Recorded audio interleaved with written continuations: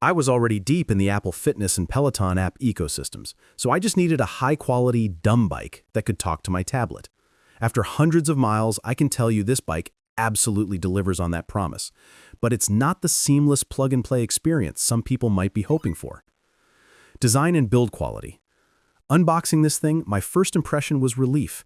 At over 100 pounds, it's a solid piece of steel that feels almost identical to the bikes I used in commercial spin classes. There is zero wobble, even when I'm out of the saddle on a hard climb. The 40-pound flywheel is heavy, smooth, and because it uses magnetic resistance, it's virtually silent. My family can be asleep in the next room and they hear nothing. The 4-way adjustable handlebars and seat gave me enough room to dial in a perfect fit, which isn't always the case with home-use bikes. It's clear Schwinn, or rather its parent company Nautilus, put the budget into the frame and the core ride mechanics, not flashy extras. Key features in action. The two big features here are the connectivity and the pedals. First, the Bluetooth. It just works. I fire up the Peloton app on my iPad, start a class, and the bike's console immediately starts broadcasting my cadence and heart rate from the included armband directly to the app. It's fantastic. The same goes for Zwift, where the bike also sends its resistance level. This open platform is the IC4's superpower. I'm not locked into one service. Second, the dual-sided pedals. This is a huge value add. One side is a standard toe cage for any athletic shoe, and the other side is an SPD clip. My wife uses running shoes in the cages, and I clip in with my cycling shoes for a more serious ride. Not having to immediately spend another $100 on new pedals is a massive win. The included 3-pound dumbbells are a nice touch and snap right into their cradles, making them easy to grab for those arms and intervals classes. Performance and daily reality. My daily ride is usually a 30 or 45-minute Peloton class. The ride itself feels premium. The resistance knob gives you 100 micro-adjustable levels, and the flywheel momentum feels great. But here's the reality check. The bike's resistance numbers do not match Peloton's. When an instructor yells, "set resistance to 40, that is not a 40 on the IC4's dial. I had to buy a $10 conversion chart decal from Etsy to stick on my bike. It's a minor annoyance, but it's a perfect example of the DIY nature of this setup. The tiny backlit LCD screen is also purely functional. It shows your stats, and that's it. You are bringing the entire experience via your own tablet. Limitations and trade-offs. The biggest trade-off is the lack of integration. You will not show up on the Peloton leaderboard. You are, and always will be, a ghost in their system, visible only by your cadence. If a big part of your motivation is competing with friends, this is a deal-breaker.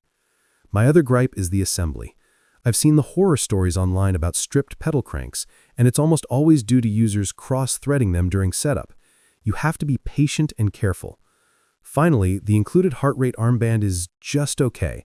I found it frequently dropped the connection, and I defaulted to my Apple Watch. The final verdict.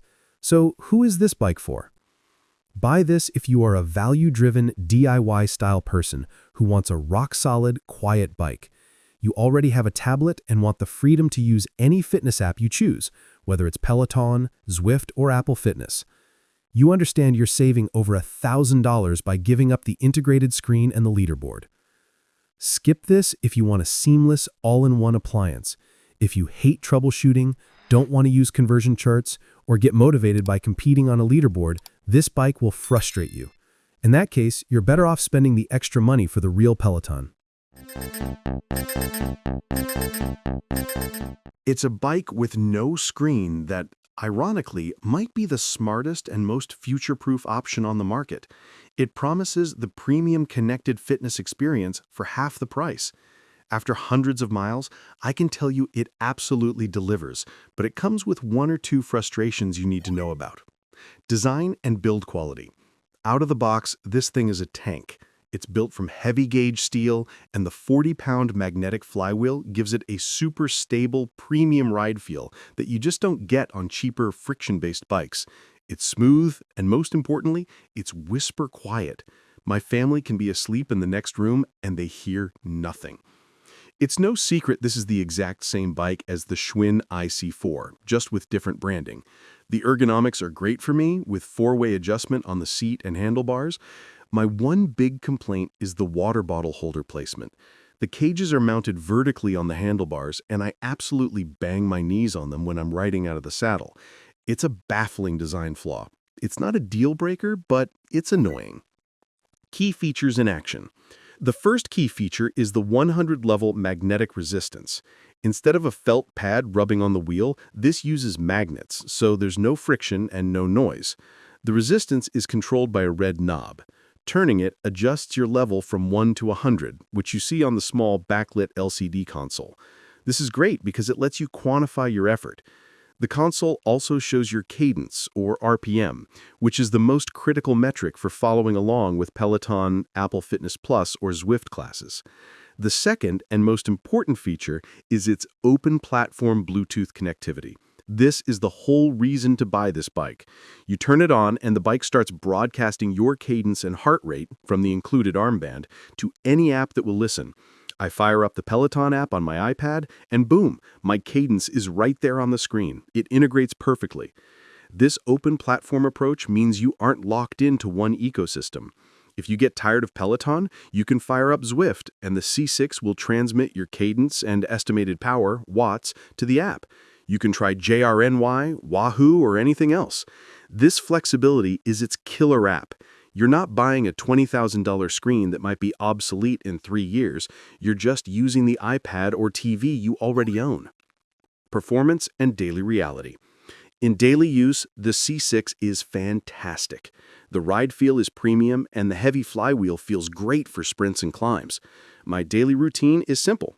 I prop my iPad on the built-in media holder, connect my headphones, and I'm in a class. But let's talk about the Peloton experience reality.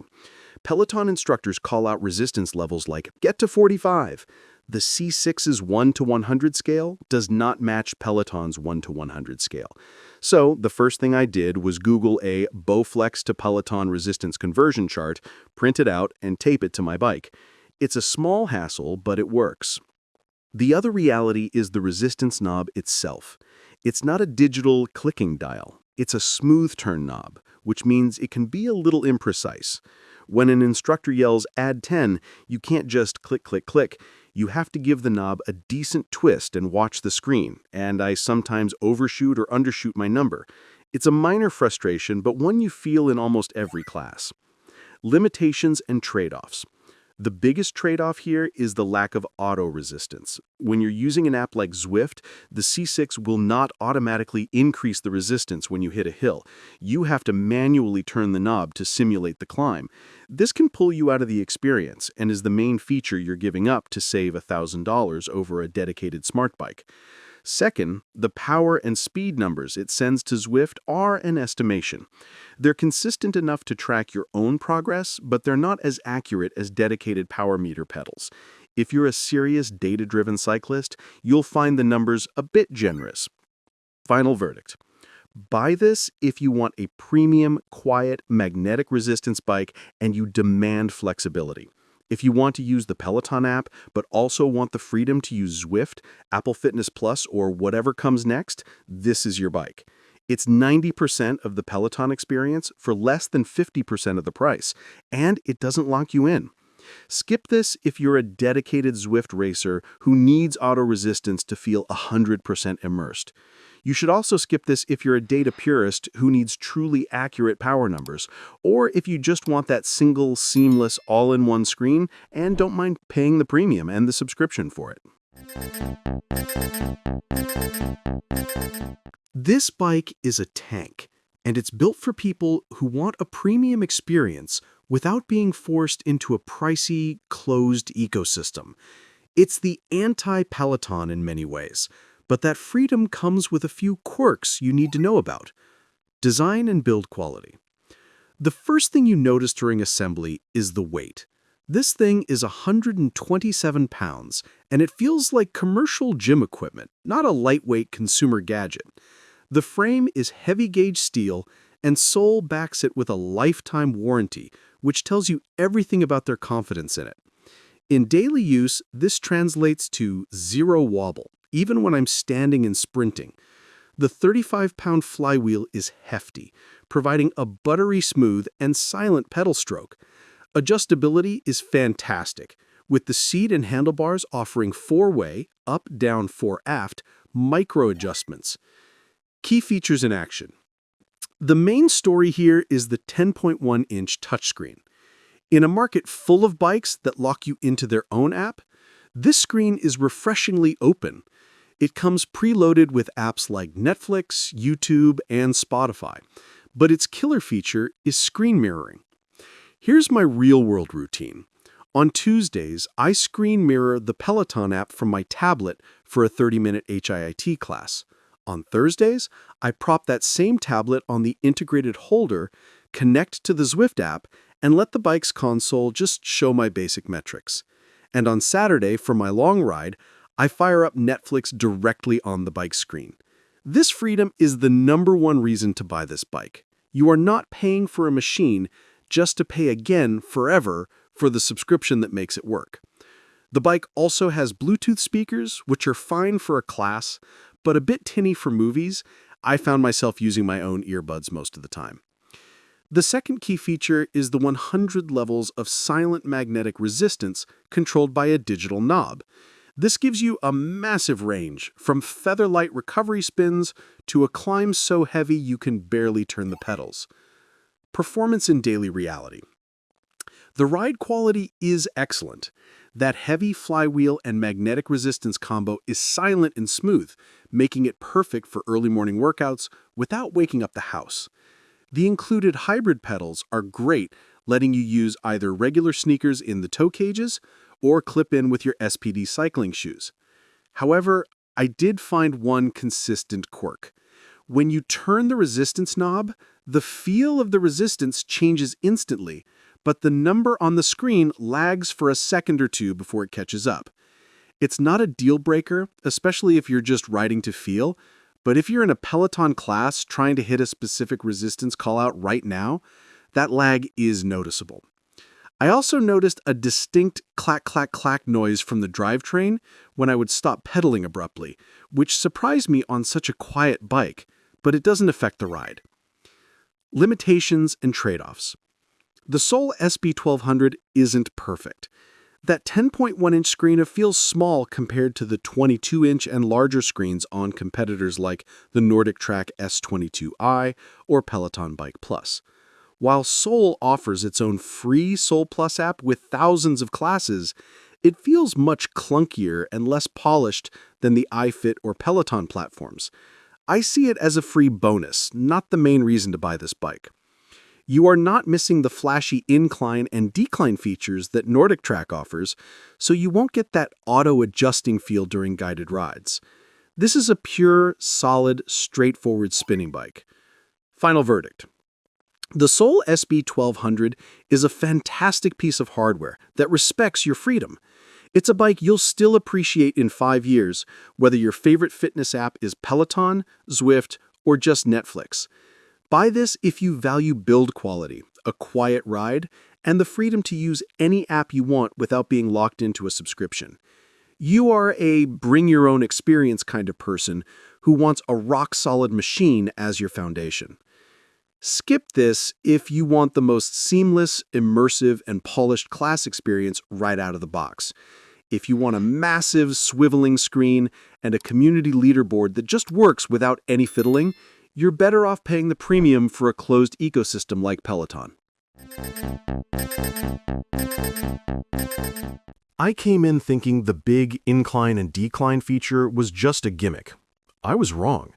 It's a total game changer for at-home cardio. But this bike is definitely not for everyone, and it has some quirks I didn't expect. Design and build quality. It weighs over 200 pounds, so build it where you plan to use it. That weight means it's rock solid. Even when I'm out of the saddle and sprinting, there is zero wobble. The commercial-grade steel frame feels premium, much more substantial than a basic gym bike. The ergonomic padded saddle is okay. Honestly, most serious riders will probably swap it out, which I did after week 2. The handlebars are easy to adjust, and I found getting a comfortable fit was simple. It just feels durable. Key features in action. The S22i is all about its main features. The biggest one is the incline and decline. We're talking a 20% incline down to a negative 10% decline. When you're in an iFit ride, this happens automatically. I was doing a scenic ride in the Swiss Alps, and as the trainer started a climb, I felt the front of the bike just lift. It's wild, and it engages completely different muscles in your legs. It makes the ride so much more immersive than just cranking up the resistance. That brings me to the 22-inch HD touchscreen. It's huge, bright, and it swivels, which is great for the off-bike iFit classes like strength training or yoga. The iFit platform itself is the real star. The scenic global rides are stunning, and the trainers are great. The best part is the auto-adjust feature. The trainer controls your resistance and your incline. I just get on and ride, and I don't have to touch a single button. It really helps me stay focused on the workout. Performance and daily reality. The silent magnetic resistance, or SMR, is genuinely quiet. I can ride at 5 a.m. without waking up the rest of the house, which is a huge win. The transitions between resistance levels and inclines are smooth, not jerky. But it's not perfect. The Auto Breeze fan built into the console is just plain weak. It's basically useless on a hard ride, so I always use my own floor fan. Also, the Android tablet they use for the screen can be a bit sluggish to boot up. It's not a deal breaker, but it feels a little less snappy than a new iPad or a Peloton screen. Limitations and trade-offs. The biggest limitation is the ecosystem. You are buying into iFit, period. Without that monthly subscription, this bike becomes a very expensive, very heavy manual bike. You lose all the auto adjustments and all the content. Also, the built-in speakers are just okay. They get the job done for a trainer's voice, but for music, I always connect my Bluetooth headphones. You have to be someone who values the incline feature above all else. Final verdict. So, who's this for? Buy this if you want the most immersive and realistic outdoor riding simulation you can get indoors. If you love the idea of climbing real hills and find studio classes a bit repetitive, this is your machine. Skip this if you are all about high-energy, music-driven live studio classes. Peloton still does that better. And if you're on a budget, the ongoing iFit subscription is a serious commitment. When I first got it, I was convinced the two main plus features, the rotating screen and auto resistance, were just expensive gimmicks. I was wrong.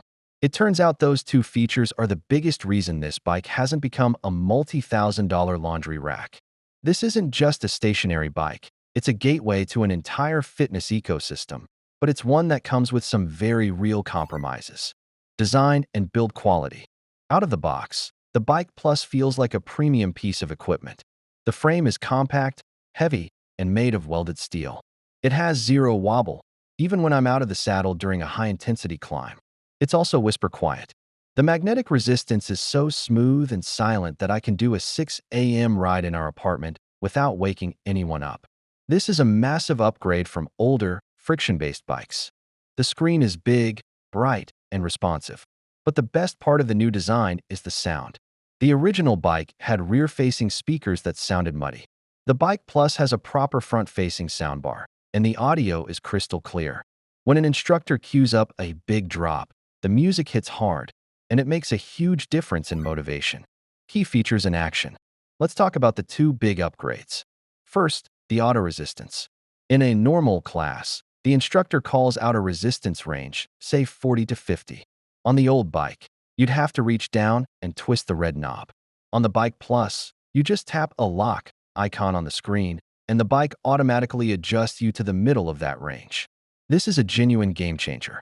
During a 20-minute hit and hills class, I'm not breaking my flow or fumbling with the knob while trying to catch my breath. The bike does the work, and I just focus on my output. The second feature is the 23.8-inch rotating screen.